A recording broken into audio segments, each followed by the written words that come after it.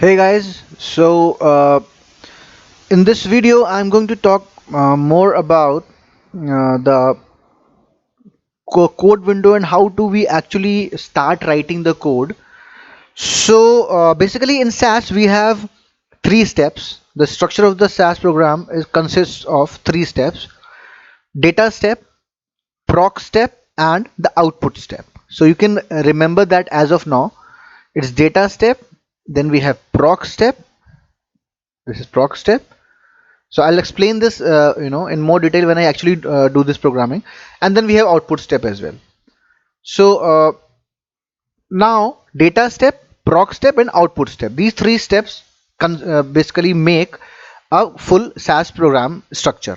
These three steps make the program structure of SAS. So now I'll talk about the data step. Basically I'll just try to introduce the data step to you. So in data step, what we do, we are making the database, the data, the table, the data table, or the columns and rows. So we are making those in this step.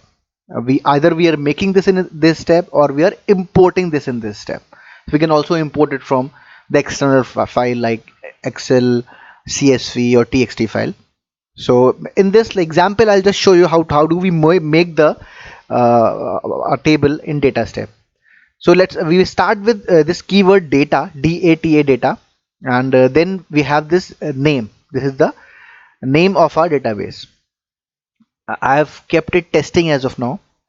So data testing. Then we have semicolon. When we every statement in SAS ends with semicolon. So SAS, when we put the semicolon, SAS understands that okay, this statement has is being ended now. So next, in the next line, so data testing. Then in the next line, input keyword we are using input keyword to tell the SAS that these are the columns we require in our data.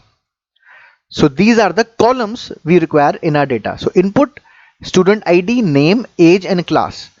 Uh, if you notice this dollar, which I have suffixed in front of a few column names, in fact, three column names, these basically indicate that these column names will have the text value, right? So these column names will have the text value. That's what this yeah. So basically the text, this column basically have the text value. That's what this dollar represents.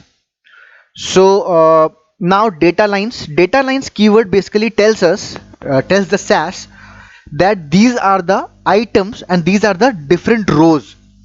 So these are the different items in each column, and then we have these different rows. So first row is this, the fourth one, fifth one is the second row, and sixth is the third row. And then we end the data line statement, the complete statement. When we add all the rows, we end this by semicolon, the single semicolon for all the rows, different rows. Then we put this run keyword, and which basically tells us that okay, this data step is finished here. So run statement means data step is finished here. Whatever step finishes, we put the run keyword in the end of that step. It can be proc step, it can be output step, or it can be data step. So again, data is the keyword to tell SAS that it is a database. Then the name of the database. Input tells us which are these columns. Dollar tells us that this column is a text column. Basically it will have the text value. Data lines, when we use data lines keyword, it tells us that from here the rows and the rows starts. We have to input the rows from here, and different values in these columns. So first row will have four values for these four columns, then second row will again have four values for these four columns, and third row will have again four values for these four columns. Then we have run keyword to tell the SAS that okay, this data step is finished now. So that's about the data step. So as of now, I'll finish it off here only, and the next further video I'll also tell you about the proc step and the other steps, and of course the more advanced things we can do with data step. Thank you.